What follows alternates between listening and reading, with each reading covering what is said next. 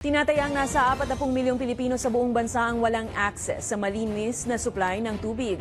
Ayon sa Environment Department, mula sa humigit 7,000 mga isla sa bansa, lampas 5,000 mga isa ang walang maayos na supply ng tubig. Dahilan nito para magplanong bumili ang gobyerno ng mga modular desalination machine nang sa gayon ay matugunan ang isyu ng malinis na tubig.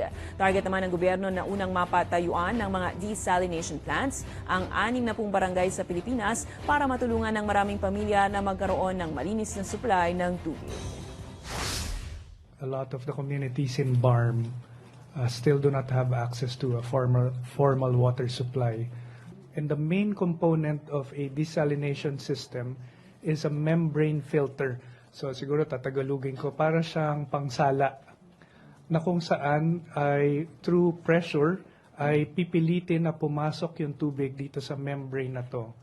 At maiiwan, dahil maliliit lang yung butas ng filter, maiiwan ang lahat ng salt.